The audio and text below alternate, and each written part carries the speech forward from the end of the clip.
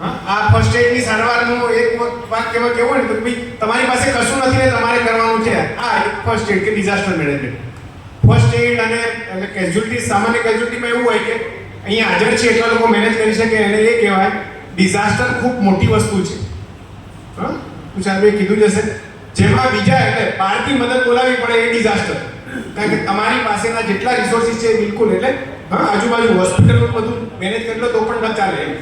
હા, અર્થક્વેક હતો એ ડિઝાસ્ટર કહેવાય. એટલે એટલો મોટો ડિઝાસ્ટર કે વિદેશની ટીમો પણ આવેલી હતી એમ એ વખતે.